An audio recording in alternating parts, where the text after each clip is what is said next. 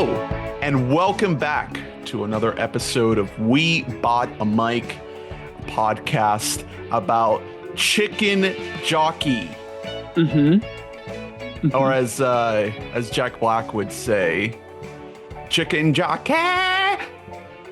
Chicken jockey. Wow, I thought that you hadn't seen Minecraft. That's crazy. That was so spot on. Is that what he does in the movie? I have no idea. Maybe. I don't know. He might have done that. I might have blacked out at that point. I can't recall. Did you see that apparently they were going to have Matt Berry play Steve? So he would say... I'm pretty sure Matt Berry is in the movie. Oh. And he has a voicing credit at the very end for a character that does not speak until the end credits of the movie. Oh, it's the reveal. It's le epic reveal. Yeah, and kids were like, "Oh my God, that's Matt Berry from What We Do in the Shadows on FX." Chicken jockey. Welcome. My name's Ernest. I'm just a guy. I'm just a simple man made up of blocks. My name is Hunter. And here we are, another Zoom pod, another episode. We are talking a Minecraft movie, which shockingly is not the reason why the past week in America has been a hellscape. Oh, weird how those two things coincided with each other, though. It's like I'm seeing the box office tick up for one thing and the numbers go down for the other. So it feels like there's an inverse correlation happening here. But what's worse? Jimmy Fallon doing a chicken jockey meme on the Tonight Show, or innocent people being sent to a maximum security prison in another country? I don't know. What is the worst event? 6 of one, half dozen another, is what I would say for that. So I'm going to be honest with you. We can talk Minecraft now, right? We can just get right into a Minecraft movie. A movie I have not seen. A film that you have not seen. I'm gonna need you to tell me not only like how good the movie is, but like why there's been defenders of it. Because I haven't. It's not been widespread panning. I mean, it's very negative. Don't get me wrong. The consensus that I've picked up on, but I've heard quite a few like middle to positive takes on the film, which is shocking. I would say. And I'm going to say this while hold on, I'll be right back here. Let me just grab my, this is my Minecraft Grimace, who came from a Happy Meal at a McDonald's this past week. There you might notice he does kind of look like a purple poop emoji. I don't know what they were thinking for there. I wanted the Hamburglar. I got Grimace. I don't know what to tell you. And I think that this is kind of the point of there being like Happy Meal tie-ins of it. Is how critical can you really be of this movie, in that this is a movie for kids. It's a movie for children, and it's a movie, and I don't want to just say that, it's a movie if you are a diehard Minecraft fan. I'm not.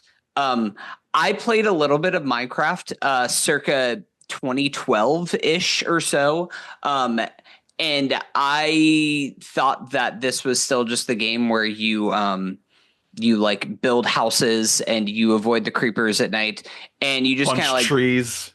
Yeah. And that's, I like just full sandbox. There wasn't lore. Now, the fact that Minecraft is a game that has had legs that have stretched at this point over a decade out is really cool for this game that just started as like sandbox block building. I saw this movie at a, press mixed with like public screener kind of thing. And it was funny because very few press were there. And if they were there, most of them brought their family. They brought their young kids. And the kids were losing their minds. They were having a great time. They were giving out foam Minecraft swords before the movie started, and they were like fighting with each other, playing with each other. When the chicken jockey came on the screen, they were all chanting like "chicken jockey." Wow! That was what a time to be alive, man. It was like noise to me. Whatever was happening there, it was very much kind of like I'm happy that you guys have something. I think that we all need to be fans of things in life, and this is a movie for the fans. Now, I I'm putting this as like a caveat before I talk about the movie itself, because I think that this movie is like it almost put me into like epileptic shock at multiple points with the way that it is written and shot and edited, namely the editing. I told you and our other podcast mate Drew last weekend that it is edited in the same way that those TikTok movies that you see are edited, where they just kind of like yada yada entire characters, backgrounds, and things, because they're like, this is the bully. You know his thing. He's gonna cut his the cord on his jetpack. And I'm like, I don't know who that guy is. I've never seen him before. Why is he doing that right now? They're like, yeah, their mom, she's dead. The older sister, she's the mom now. You get it, right?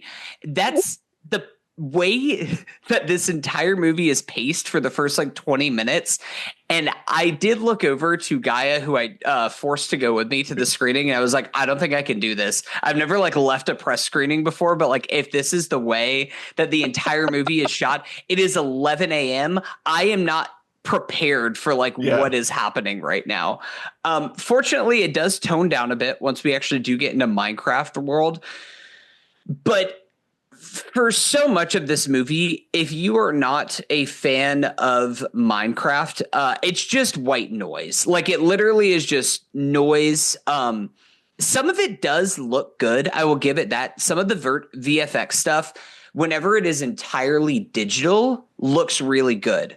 The moment that you have Jack Black or Jason Momoa interacting with something in this virtual world, it looks terrible. Like it looks like the worst green screen work. There's quite literally a big beam to the sky in the third act of this movie. And I was like, I thought we ended this in 2015. Why are we still doing sets? this? I saw some behind the scenes videos of them like in some actual sets.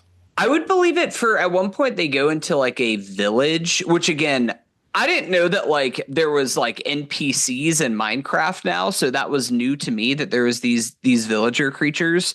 And a lot of that stuff does look good. Like I will give it to the visual effects team that there's a alternate version of this movie where everything being blocks looks like shit and like you can't get over it the entire time, but it is well digitally lit. If that makes sense. Like they do a good job with making it feel real. It doesn't feel washed out. A lot of times with movies that are purely digital, I find this flattening effect to a lot of the scenes. Like it just feels like you're looking at a wall that somebody painted depth onto as opposed to there actually being depth. And I would say that's not a problem for this movie. It is very well realized world. The characters are just awful, just like terrible writing. This is brought to us directed by Jared Hess, who made the film Napoleon Dynamite in the year 2004. I was going to ask about that because I have heard some people sort of give it praise to the extent of like it feeling like a Jared Hess film, which like, how is that even possible? I guess if you're a Jared Hess fan, then sure, maybe there's some bits in here for you. I mean, since he made Napoleon Dynamite in 2004, which is unimpeached, undisputed, one of the most influential comedies of that era. Nacho Libre, your Jack Black. Hey, it may vary a little bit. Gentleman Bronco is a movie that I'm not a fan of, but has a lot of devoted fans. And then like a lot of stuff that just really never picked up anything. Masterminds in 2016. He made a movie last year called Thelma the Unicorn. That's not a real movie. And so it's funny because I've heard the same thing about the Jared Hess of it all, that people are like, you can feel that. I think you can feel that in that there's like a Tots joke in the first like 20 minutes of the movie of like, it's basically the equivalent of somebody like kicking our main lad's shorts while he has tots in his pocket. Like that's kind of the energy that he has, where they make a tot casserole to go to school. I don't know. It's not a lot of that stuff doesn't work and it doesn't feel great whenever it's tied into the Minecraft world. But there are little moments. This is a movie that's totally devoid of humor. I think that there are some moments that did make me chuckle, made me laugh, whether they were like immature or whatever. It still got a laugh out of me. A lot of the stuff with Jennifer Coolidge works really well. So Jennifer Coolidge plays she basically plays Jennifer Coolidge, the type. Like she's not playing against type. Maybelline. She plays like a vice principal who recently went through a divorce, and a like villager from the Minecraft world with big nose wanders out looking like a Minecraft character into the real world, and she's just like falls in love with him. It's a good bit. Every time that it cuts to them, I'm like, this is funny because Jennifer Coolidge is funny, and there's a good flow and pace here. Jack Black really rode on my nerves in this movie. Interesting. I hate to say it. And I'm saying this as an original Tenacious D head, as a School of Rock being one of my favorite movies ever. We are mad at Jack for ending Tenacious D. Yeah. Not necessary, JB. He broke up with Kyle Gass because Kyle Gass said, I wish that somebody had actually like had a better shot and killed Trump, which, maybe he was right about that. 20 years of friendship down the drain in an instant. It's because, listen, I can't entirely blame Jack Black. He had to get at least paid. for distancing himself publicly, because he's making Nintendo money and now Minecraft money. Yeah. So like, he's good. Him and his great grandkids will never have to work a day in their life, and good on him for that. Well, you gotta bring up the Mario comparison, because I mean you don't see his face as Bowser, right? He just is Bowser, but here he is Jack Black, right? Yeah. So I'm curious if that's part of what you're grading against, because I feel like part of what the normies, the non-Minecraft heads, have to grab onto with this movie is him. Like, if you're not getting any of the references, if you're not getting any of like the lore dumps, the chicken jockeys, you're kind of here to see Jack Black cook and just do his thing. His ritty pippy doody boo. Yeah, that was more Ed Helms in The Office. It's more like yeah. It's like, sing it, I'm Steve. I think that you are touching on one thing about, at least as Bowser, you're hearing him, but you aren't seeing Jack Black. I don't know what it is. That's just something in the last like 10 years. It feels like he doesn't try anymore. He's almost like settled into, and this might be a stretch of a comp, but it's almost like Kenan Thompson on SNL, where I'm like, you don't even try anymore. Like, you aren't even doing anything unique or different. You've just settled into like, this is who you are. And that doesn't mean that like you don't have the ability to like dig deep every now and then and like pull something out that feels new or feels like a good take on what you have, but it feels so safe right now. And I don't like bump up against Kenan the same way I do Jack Black, but it just is an allergy that is developing a little bit with me of the Jack Black of it all, and that you can't escape it. And I think also one of the other main issues with it is that Jack Black isn't done any favors by Jason Momoa in this movie. By all accounts, both Jack Black and Jason Momoa are great guys. No. I'm saying Momoa is terrible in this movie. It's I thought you were trying to say that he was like stealing his thunder or something. No, it's them. A lot of them are like, it's the boys get paired off in a group together and the girls get paired off in a group together. And so it's Jason Momoa, Jack Black, and this kid, Sebastian Eugene Hansen, who plays like the main little boy. I think that this is his first movie, or he was in one movie before 2019 where I think he had a small role as a child, but otherwise, like, this is his main starring like coming out party. And I think that the kid is pretty good given what he does, but like, you have Jason Momoa and Jack Black are almost doing like this like quiet feuding with each other a little bit, but again, it's like yada yadaing plot details of how they have beef, where it's just Jason Momoa's like, hey, I'm running a failing business, you said there's gold down here in Minecraft world, you have to take me to the gold land, and then Steve is trying to take them to a different place to go to the nether portal or something like that, but Jason Momoa is taking them out of the way to go to the gold mines or something, because I don't know, I guess Minecraft gold blocks convert perfectly over to US dollars. I don't know. We're not going to worry about that, I guess. There's a lot of like little plot things like that. They're just like, don't worry about it. You got the gist. You've seen this type of movie before. Well, and I think Momoa that's has kind the of right idea, because if his 401k is tanking in the stock market and he's mining gold coin and Minecraft coin, I mean, that's his retirement right there.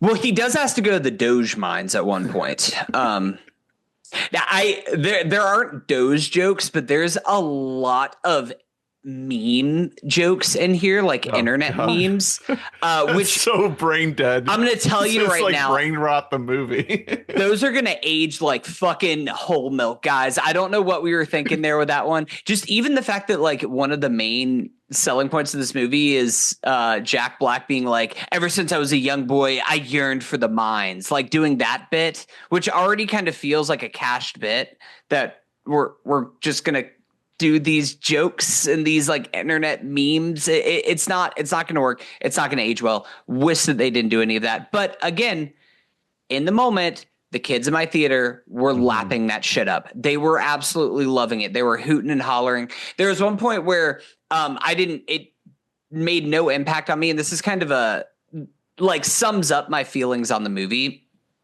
There's one point when they first arrive to this like village and they meet all the villagers and whatever, where there's a creature that goes by that's like a pig man creature. And whenever they went by in the theater, like people were like losing their mind. They're like, oh, it's blah, blah, blah. Like got really excited. And like the characters in the movie are like, who is that? And Steve is like, that's a legend right there. And that left no impact on me. I had no idea what's going on. Apparently that was a tribute to like a very famous Minecraft streamer who just died, I think of cancer in the last year. Fuck. So like, and that's kind of what I mean, where I'm just like, it's hard for me to be too critical of this movie because you're just for the not fans, tapped in, for the fans, like that's like such like that's an incredible moment. That's seeing fucking Chris Evans say "flame on" in Deadpool and Wolverine. Like that's like doing something for them. And I have more sympathy towards that because it's a movie for kids, and Deadpool for Wolverine is for 50-year-old men. I don't know, like how angry am I going to get about a movie that's for kids? It's made them happy. It is evaporating from my memory where I will never watch this movie ever again. I'm shocked you could recall as much as you did in this conversation. I did have to reread through the plot before we jumped on this podcast today to refresh myself on some of the details of what happened. The dome, I'm shocked. I just had to be like, what happened? They went to like some fucking mines, then they went to like a manor at some point. I don't know what's going on. Did you feel bad for the parents that may now have to watch this like 400 times once it comes out on streaming, wherever it ends up, Max or whatever? Do you feel like this might be above like, I don't know. You brought up Super Mario Brothers. Like it's hard for me to gauge like if a kid gets obsessed with Super Mario Brothers and they watch that movie 400 times, like is a parent gonna get sick of that movie? That's such like a nothing movie. That's just like a screensaver movie. It's hardly offensive. But then there's like a lower level of like Peppa Pig. God, what a kid. Well, even Peppa Pig is something that's. Here's the thing. Something like Peppa Pig, something like Bluey, that's fucking prime rib if you are a parent, because that's something that's like teaching kids a lesson and also is like calm animation. Guy and I have a goddaughter who lives down in St. Pete and recently a godson who are 3 or 2.5, and a newborn. I have now, because of that, had to just by proxy see some of the stuff that kids watch. And that is like, that would make me want to die if I was a parent. Like watching things like Coco Melon, or things like I don't remember. There's this guy. His name is like Steve or something like that. That his everything is like the saturation is cranked up to 120%, and it's like full grown men in their like mid 20s acting like babies and like whoa, like eating like plastic cupcakes. It's like, it is the most brain rot shit that you've ever seen in your life. It's just, it's all YouTube shit. That's what I mean is comparatively, and a lot of it's on Netflix too. Netflix is a really bad culprit for creating this slop because they're all about hours, and that's just something that you just put on a loop for kids. So compared to that, Minecraft movie is great. They're like, cool, let's throw that on again. Now, I don't think a Minecraft movie is as good of a film as that's why I'm calling it a film, but the Super Mario movie. I think Super Mario movie is more well made. I think there's more for families in the Super Mario movie. Yeah. But again, I think that, and is that because Mario has decades more of reach than Minecraft movie? Like if Minecraft came out in the 80s, 90s, like Super Mario did, maybe there would be more of a breadth to pull from. It would at least get more get more demos, I guess.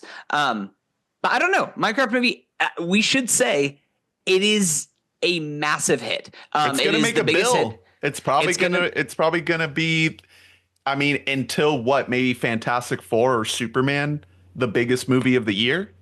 Yeah. I mean, well, yeah, Jurassic World, like at least until we get into summertime that we'll get some of those bigger hits. It's going to be an interesting summer. Hits. I was just trying to prep my summer movie wager list, and it's going to be interesting. I don't think there's a clear number one. Even looking at something like How to Train Your Dragon or Lilo and Stitch, I feel like that top 5 is you could make a case for any one of those of being number one. I don't know. How are you feeling? I need to look through for the summer every year. For people who don't know, there's based off of another podcast made a summer movie wager where essentially there's a website you go in and kind of rank what you think are going to be the top 10 movies of any given summer. You try to guess the order of domestic box office gross. Right. Which we should shout out /film now just /podcast, the Filmcast. TheSummerMovieWager.com. Yeah. Whoever made that website is a hero. Yes. Shout out to them because this is a very, very fun thing to do every year is trying to predict the order of these. You know, I need to look through what is being released when. I haven't done enough research on like how much wiggle room is something like Superman going to have until the next movie comes out and beats it. My gut feeling is Lilo and Stitch and How to Train Your Dragon are going to dominate shit money. Like I think that those are going to absolutely print money because I think both of them are going to be pretty good. At least How to Train Your Dragon. I think that there's kind of a floor. Now I think there's also kind of a ceiling to that movie as far as quality goes, but as long as they're sticking to the original movie, it's a good movie. So I think that it's not going to get absolutely panned. Lilo and Stitch, I'm pretty confident. I think that movie is going to do pretty well. Like if I was going to guess Rotten Tomatoes score, I'd say it would probably end up around like lowish to mid 70s. And that's probably enough that could make it get to like 1.2 bill worldwide, 1.3, who knows? I mean, we learned last year with Deadpool and Wolverine that if you hit this genre in the sweet spot, there's still more juice left in it. You know, like there were a couple of years ago when we had like Quantumania, The Flash, like it seemed like it was done. And then Deadpool was like, no, if we hit enough pressure points here, we can print some real money. Do you mean for superhero specifically for like that genre? I mean, you're saying like, you know, if we're trying to predict the top 5 movies of the summer, you're saying that there's a good chance that Lilo and Stitch and How to Train Your Dragon could be top 2 and then you get Fantastic Four and Superman. That I think there's a very good possibility that that happens, but if Superman and Fantastic Four hit, they will just catapult to the top. But there's a chance that they don't. There's a chance that they're a little too weird. Maybe people are a little bit too tired. They don't hit enough of those pressure points, those member berries. Like I feel like there's a lot of factors here, and we're just so far into the superhero train ride. Like we're just at the final stops that I'm worried. I'm honestly worried about Superman. Like that's kind of what I'm getting at. Yeah, I will say from a lot of the stuff that came out of CinemaCon seems a little bit more mixed, I would say. Like it's not overwhelmingly positive this movie's going to save movie theaters kind of buzz that I think that Warner was hoping for. I will say though, which to kind of tie this together with Minecraft, with Lilo and Stitch, Deadpool and Wolverine wasn't the number one movie of the summer last year. It was Inside Out too. Yeah. And never underestimate the power of nostalgia. And now we are at an age where our generation, the generation right below us, generation right above us, those are the people who are going out to movies most often. Those are the people who have kids that are going out with families to movies. What did they grow up on? Lilo and Stitch and How to Train Your Dragon. So like in the same way that people...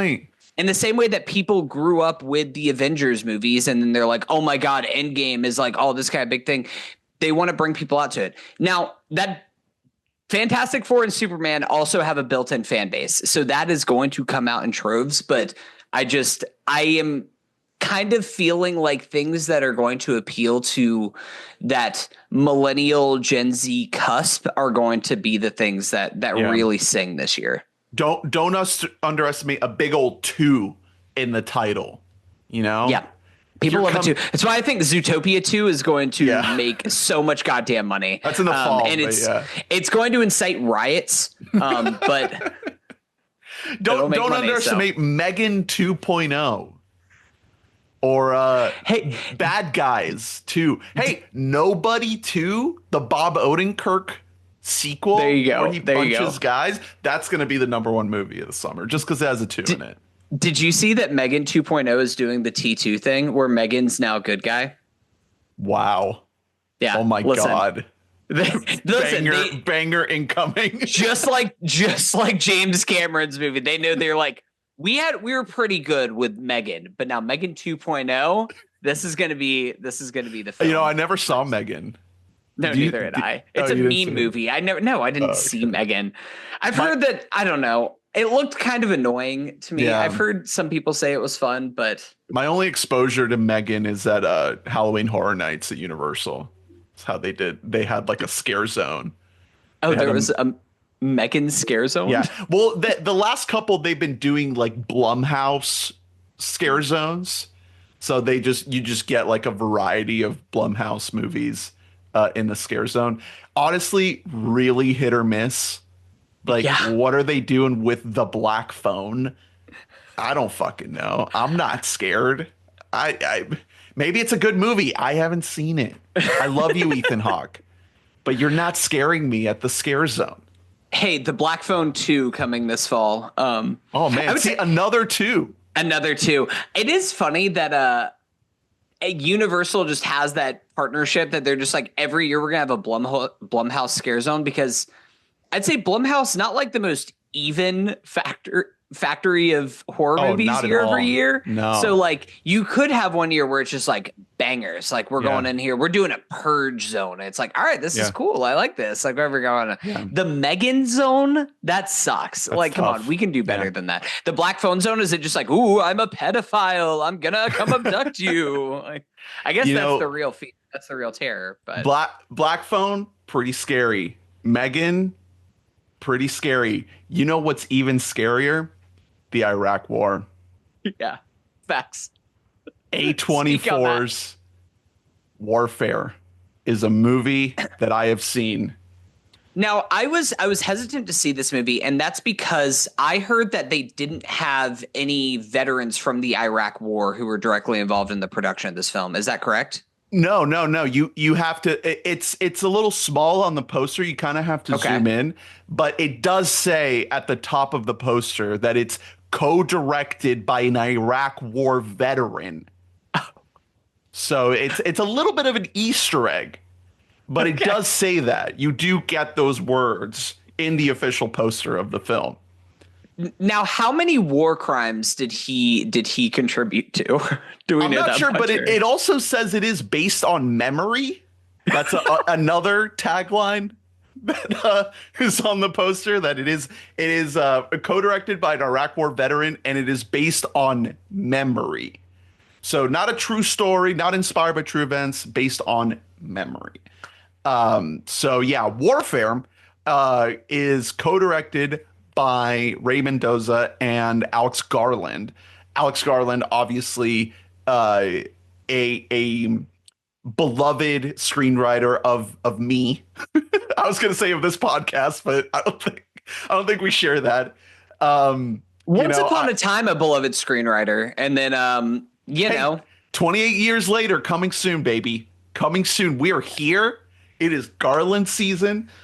This movie is more so him shepherding the vision of Mendoza. So Mendoza is an Iraq War veteran, and here he is making his Hollywood debut, putting his story on the big screen through the lens of Mr. Alex Garland, who brought us Civil War last year, a movie that I put in my top 10 of the year, a movie that has aged very well in a post-Trump re-election world, a movie that I think about a lot.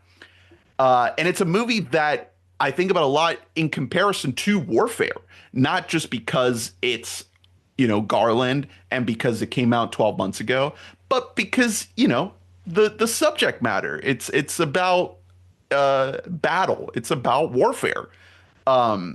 So those comparisons are natural. But Garland is very much sort of seeding the ground here to Mendoza, and I am very curious to sort of find out in the next few months as and trying to just investigate the behind the scenes a little bit more, just how much Garland had like real input into the production of this movie. Because I don't know, as I'm sort of unraveling my takes and my thoughts on the movie, how much to pin on Garland versus Mendoza, right? In the decisions made here. So it's kind of like a blanket thing that I'll do here, but I may be misspeaking if I attribute a certain choice to Mendoza or to Garland when it might be a 50-50 collaboration situation. I honestly don't know. Like I said, I loved Civil War. One of my favorites of last year. Warfare, I'm much, much torn on. I think it's a movie that is incredibly well made. It's when you look at it, when you listen to it, it works. It's an exceptional piece of like audio visual craftsmanship.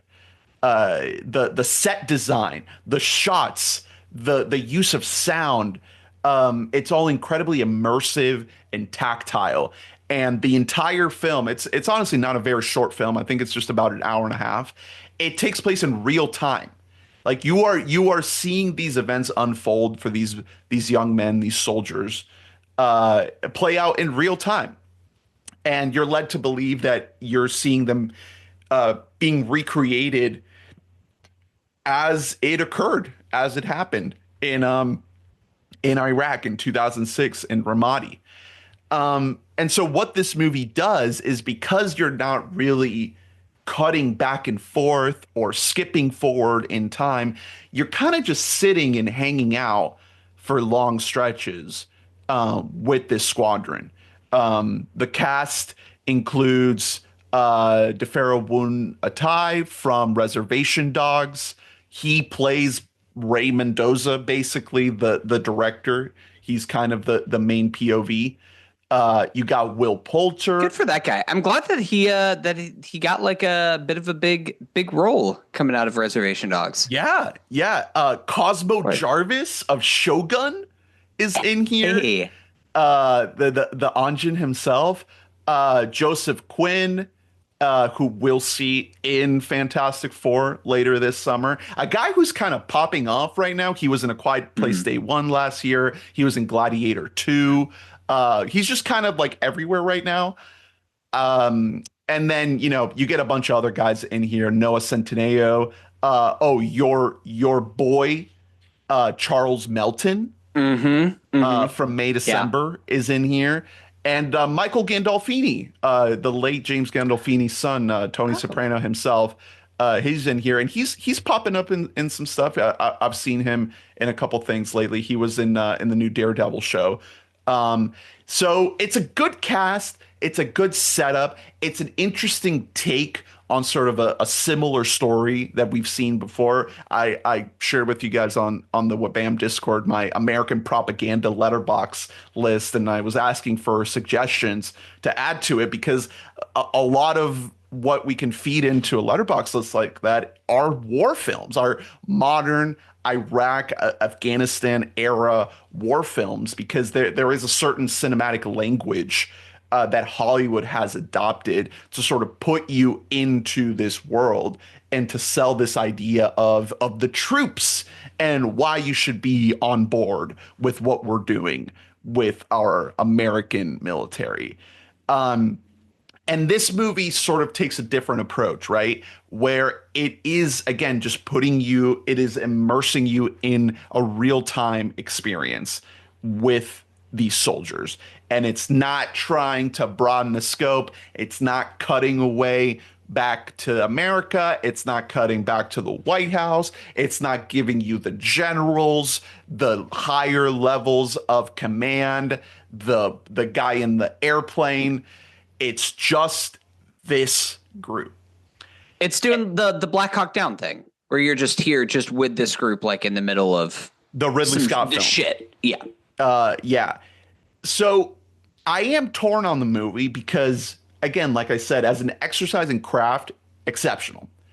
Really, really effective use of sound, the violence, the gore. It's just so extreme, so intense. It really is hellish and nightmarish and visceral. And again, there is this ramp up. There is this natural ramp up that you're sitting and waiting and idling, and then shit hits the fan, and you're just in it, and you are not given a break. You are just sitting there. And every second that passes on screen is a second that passes as you're with these people.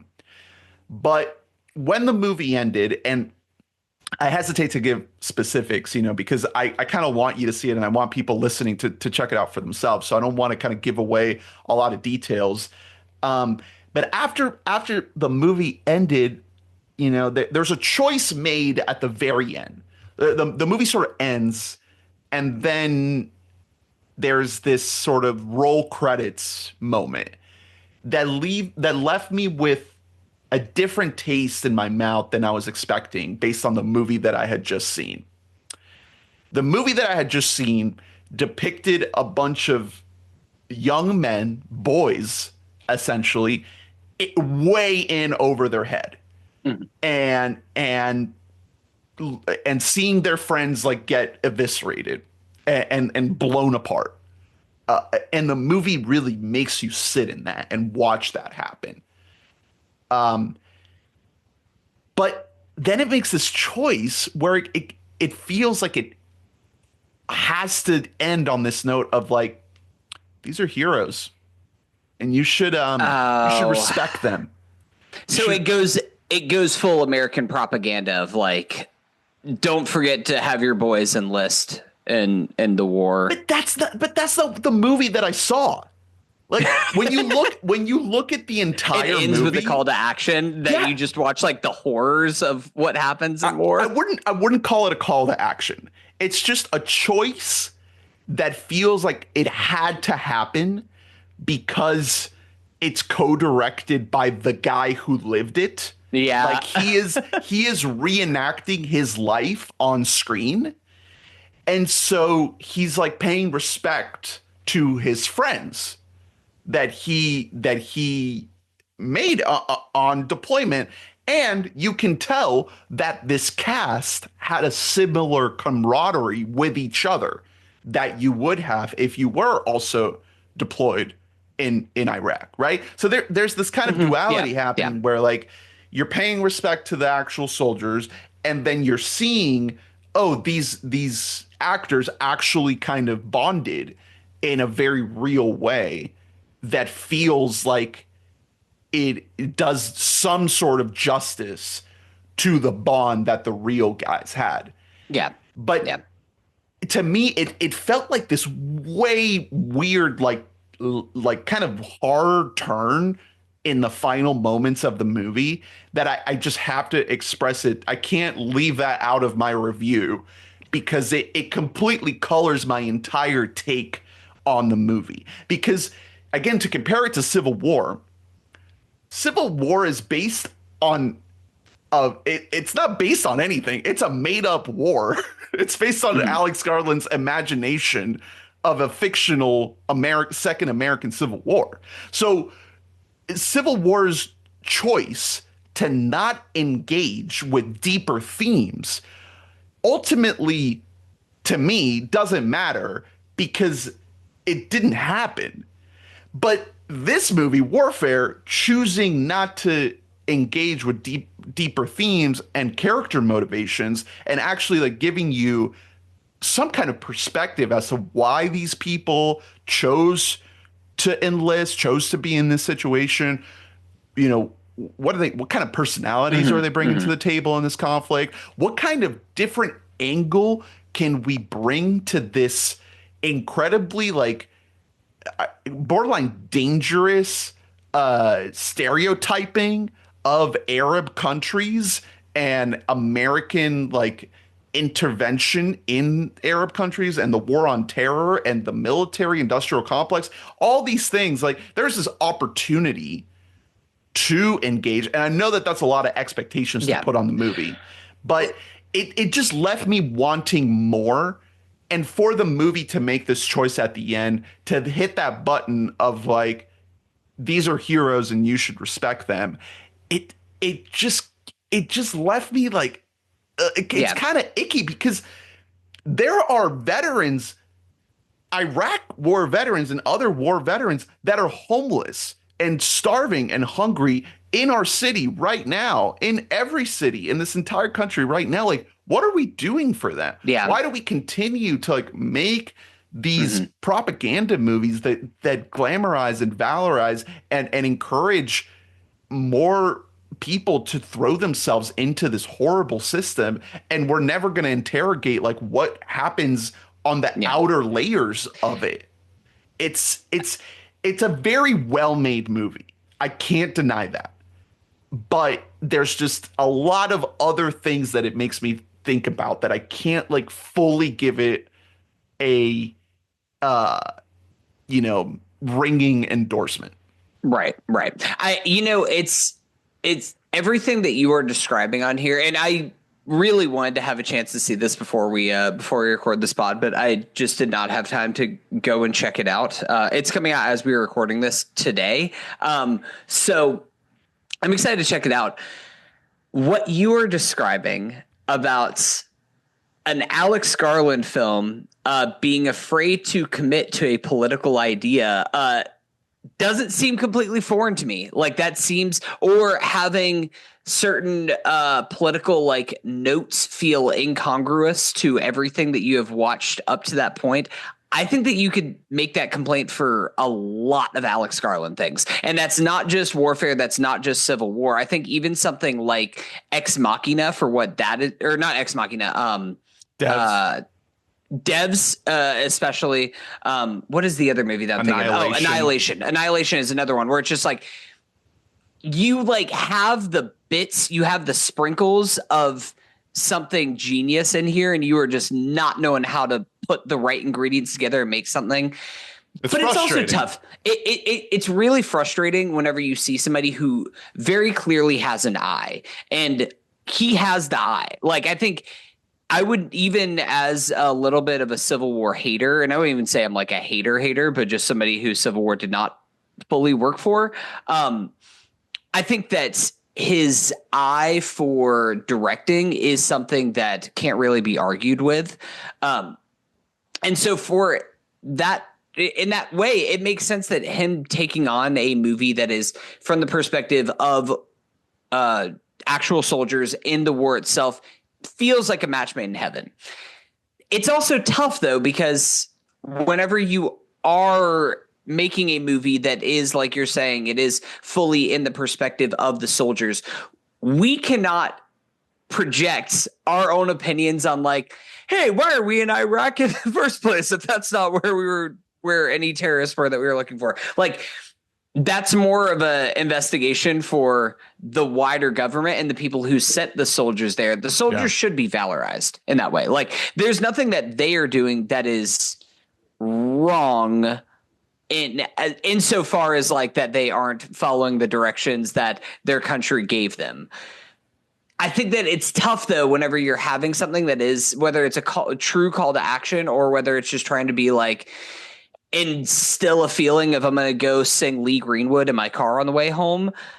When you're seeing something, you're seeing true horrors like this. Like, I think that is a reason why it's not a perfect movie by any means, but I do have a lot of a special place in my heart for the 2005 Sam Mendes film Jarhead, where that is a movie that Jake Gyllenhaal. At the end of the day, it's just like you are seeing by the end of that film a broken man who's just like, this is my gun. And like, that's just kind of all that he has left is just like the horrors of war. In The Hurt Locker, that is not exactly a ringing endorsement of what we are doing. War is a drug. The first place there. That's about how you get like hooked on the high of being in that kind of environment. Those are kind of a little bit of exceptions that prove the rule, though. I think that more often than not, you do get something that sounds closer to warfare, where it's just like, this shit's crazy. They are heroes, though. Like, we can't be mad at them. We can be mad at the government for putting them in that position. But also, it sounds like what you were wanting was closer to something like War on the 4th of July. That is, you get home from the war, I know. And then we're going to interrogate why we were in that war in the first place. I can't put that expectation on every movie, though. It's very unfair, but these are just things in my head that I have to share because they're things that I was sitting there thinking about in the theater, wanting from the movie. And I know it's not fair. I understand that. And let me know in the comments if you disagree, because there's probably going to be a lot of people watching this movie who are like fully on board with everything it's doing. So please comment and let me know if I'm wrong. But there's some things that I would like to expand upon in a more spoilery discussion that add a lot of nuance to this. And I don't want to give everything completely away because the movie does try. There are these small choices, these little sprinkles throughout where it does sort of tilt its head towards something, some kind of deeper thematic point, some kind of character development, some kind of texture, deeper layers to this otherwise simple concept of a group of soldiers surviving a very violent situation. It's not like the movie is just trying to just be a bunch of bullets flying through the air and body parts blowing up. That's not what it is. Like, there are attempts at something else. I just don't think it was enough for me. I really wanted the fact that it gives you that little bit makes me feel like there was just a missed opportunity here. Yeah. So those are my thoughts. It's almost like it almost, and again, I'm saying this without seeing the movie. I am going to see this and maybe we should come back and have a spoiler conversation, but it does feel a little bit what you're describing. Like whenever you watch like an athlete documentary and the athlete is directly involved in the making of it. And it's just, it's hard to fully separate yourself at the end of the day. Like you're writing something that's like a little bit too close to home, and maybe it's almost better to have some distance. And I'm not saying that like these shouldn't be the people to tell this story. I'm saying like I have multiple people in my family who have been in the Iraq War, who have been permanently affected by things that happened in the Iraq War. It's awful, but also like, I don't know if we're talking about like what is the best movie making choices. It's hard to find the right. It's a good comp. It's a good comp. And if you fought in Iraq, thank you for your service. Please comment below if you've seen this movie and let us know your thoughts. I would love to get a take from a veteran on this movie. I was very curious, or I am very curious to see if like this is like a Saving Private Ryan situation. We covered that movie when we did our Tom series. And there were stories in the 90s when that movie came out of veterans like not being able to see the movie because it was so triggering to their PTSD. I mean, Saving Private Ryan, like if you go back and listen to our episode, that is like a 10 out of 10 masterpiece for me. So it's kind of weird to make the comparison, but this movie is kind of like, what if you took the Omaha Beach sequence of Saving Private Ryan and just stretched it out to an entire movie? That's kind of what you're getting here with Warfare. The problem is, what character development are you getting from that sequence in Saving Private Ryan? You know, you're with Hanks, you're getting to know him. That's part of the Spielberg magic. But a lot of the good stuff of Private Ryan is all the other stuff when you're hanging out with all the characters and you're getting to know them. That's not happening in this movie. It's just kind of not here at all. I mean, Saving Private Ryan also, again, to go back to it, FUBAR. Like it's the whole thing is just like, this is like fucked. Like we can't sugarcoat like the horrors that we are seeing right now. Yeah. And there's no time to do that in Warfare. In Warfare, you are just experiencing it. You're not really having time to process it. And the movie does find some moments to break up the explosive sort of ramp up tension. To shout out the sound design. I mean, it's hard to describe it, but you just kind of have to experience it in a theater. Great theater watch. Because it does some really cool things where it'll just bring the sound will just go out and it'll come back in, and the moments when it chooses to do that, you can tell that they really thought it through to give the movie a sense of kind of dynamic variation, so it's not just constant screaming, gunshots, explosions. There's enough dynamic variation there to keep you engaged. So I recommend the movie. I don't think it's bad. I actually think it's really good. I actually really like the movie. I just think it could have been great. It could have been like maybe my favorite movie of the year. And unfortunately, it's not. And that's okay. It's still, it's been a weak year, so it's still probably in my top 3, I want to say. Oh man. Well, I guess what are we Mickey competing 17 with right now? Blackback Warfare, I think. Let me check the list. Oh my God, we're in April. Is that really what we're working with these days? That's it, man. That's Summer, please come save us. Jesus. Yeah, I mean, I haven't seen Novocaine. I mean, it's been bleak. It's been a little rough, but we're about to get into it, baby. We're getting Sinners. We're getting Mission Impossible. It's about to start cooking up. We're bouncing back. Yeah. And not only are we getting those big ticket items, you and I are going to have the ability to see a little smaller ticket items too. Yeah, before we close this episode out, we want to give listeners a little preview of the Florida Film Festival, which we are officially covering.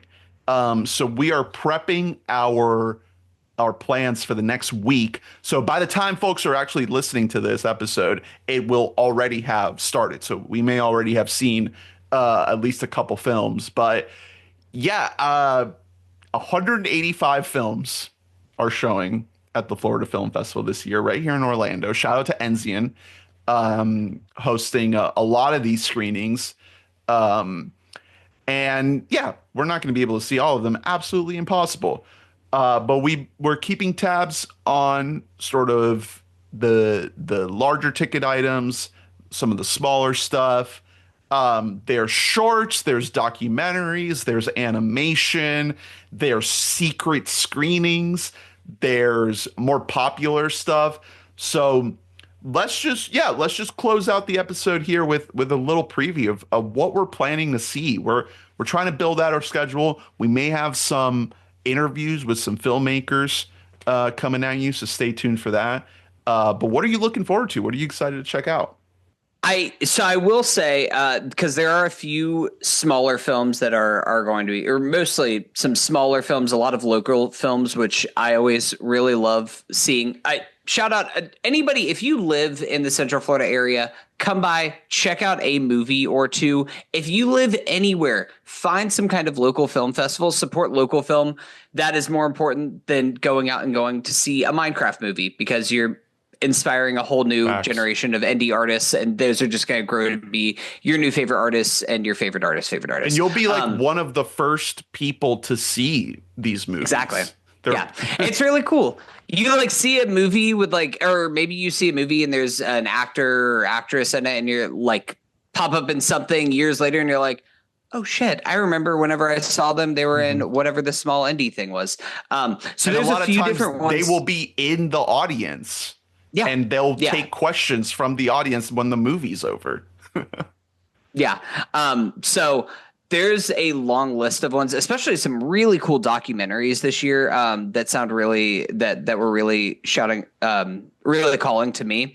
Did want to shout out at least some of the bigger spotlight movies that we will definitely be seeing and talking about, I'm sure, on this podcast, just because I know that general audiences might be a little bit more familiar with them. One of them is The Legend of Ochi. Speaking of A24, I think that might be like the most well publicized film on like a larger scale that folks might have heard of. It's the one with like the little guy, the little like very cute little monkey guy. He kind of looks like looking, like a baby Yoda looking. He kind of looks like Momo from Avatar: The Last Airbender. He Is kind does. of the That's right. Yeah. what he is giving. Yeah. But yeah, excited for that one. There is a pavement movie, like a pseudo concert film using archival footage, and also some biopic stuff with Joe Keery and Jason Schwartzman and a bunch of people. Directed by Alex Raspberry. Yeah. Shout out to Drew, who is getting ready to help us cover that movie right after he gets back from the Fred Armisen tour, because he did become a groupie when we saw Fred Armisen live for my birthday. He just he took his shirt off and he just went on the tour bus, and he said, "Don't worry, I'll play the electric maraca for you at the next show." There's a new Cronenberg movie that's playing at the Florida Film Festival. It's making the East Coast premiere. The Shrouds. Very excited for that. Excited for anything Cronenberg, because he's getting up there in age. So any new films we can get from him are a blessing. And then shout out to this movie called The Surfer, which I think it's getting a wide release. I'm not sure what who the distributor is for it, but it's Cage, and as former people who did a whole series on Nicolas Cage way back in the day, really excited for it. Early buzz from, I think it played Cannes last year, was that it's a tremendous Cage performance. So I'm here for it. Excited for it. Yeah, it's gonna be interesting to see how many of these we can actually see. Because it's this film festival is open to anybody. Anybody can buy a ticket to any of these movies. But we do have press passes. So we'll see how much we'll be able to get into some of these. So I'm gonna try hard to see at least one movie every day for the duration of the week-long film festival. That's my goal. So basically all the ones that you just said, I'm gonna try to see. And then there's some other ones. I got to shout out the opening night film, Stolen Kingdom, is a film that's coming out, and it's supposed to be like a true crime not documentary, like a true crime story tied to Disney World here in Orlando, um, to Magic Kingdom. I honestly Yeah. don't know exactly what it's about, but it's opening the film festival, which is a very, very big deal. Um, and then yeah, there's a bunch of films in competition. So there's an awards uh, uh, ceremony at the end of the festival, and certain films have to qualify to be, uh, considered for that award, much like any of the major film festivals. Yeah. So the movies in narrative feature competition are Apostasy Blues, Burt, Eastern Western, It Ends, La Gloria, Nobody Wants to Shoot a Woman, Sisters, Somnium, Under the Burning Sun, and We Strangers. So I'm gonna try really hard to see all of those if possible. We'll see. Yeah. It's gonna be tough, but it's gonna be a whole week of goodies. So I'm just gonna try to absorb it all. Yeah, no. So stay tuned. We'll like Aaron said, maybe we'll be able to get some interviews in here, maybe do some little reviews, give our thoughts on everything at the festival. Again, if you live in the Central Florida area, just search through the thing. They have literally hundreds of movies to look through. Go and check it out. Go support the festival. It'll be really cool. Yeah, come out. I think they have a bunch of like little like they have a big opening and closing party, but even aside from that, they're doing like block parties and stuff like that, Yeah. where if you just like show that you have a ticket around like the Regal Winter Park area, they'll have vendors and everything else out there that you can come join the party for. So coming out. Yeah, there's like a Sunday brunch Yeah. at Enzian. There's like a tasting, like a cocktail tasting. There's forums with panels of filmmakers. So yeah, if you just go to floridafilmfestival.com, and we can link that in the description, you can check out the full schedule. I mean, it's so much. It's honestly a Yeah. little overwhelming to try to build a schedule of just for yourself of like what you think you can go to. Yeah, But they've no, done a great it's a job lot. of programming it. It's a lot, but I am really excited to try and see as much stuff as I can. I'm really excited also for these midnight movies. These are like secret screenings. Nobody has any idea what it's going to be, but it's going to be some kind of a premiere of some kind. I guess there has been some bigger movies that have premiered there in years past. So Apparently fingers last crossed. year it was Cuckoo, the Yeah. Hunter Schafer, Dan Stevens thriller. So there's whispers.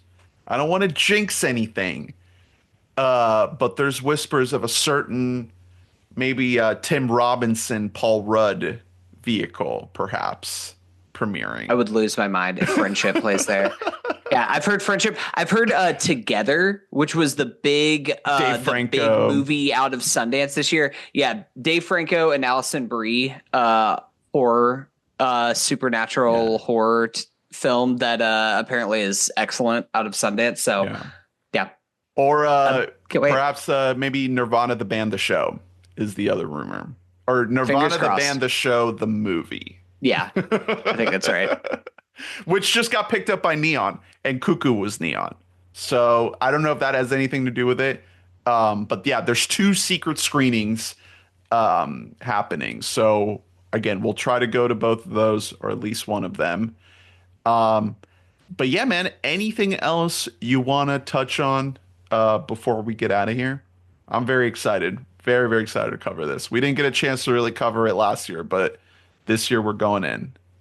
Yeah. No, stay tuned to the feed for more goodies with the Film Fest and for all other movies and general pop culture content. Sweet. All right. Well, let us know what you thought of everything we talked about on this episode, including Minecraft and Warfare. Yeah, and stick around for more. Thank you all for listening. Rate, review, and subscribe. Like and comment. Visit WeBottomMike.net to get every episode in your inbox. Join the Discord, patreon.com/WeBottomMike. Thank you, beautiful donors, for supporting this podcast. You make it possible. Next week, we'll probably just have a bunch of Florida Film Festival stuff for you. So hopefully it's a big spread and a big variety of big stuff and small stuff. So stay tuned. And Sinners is also around the corner, the new Ryan Coogler film. So stick around for that. Until then, keep on punching trees, building some portals to the nether realm, and getting deployed to Iraq. Okay, so maybe not the last one. Don't do that. We love you. Bye-bye. Bye.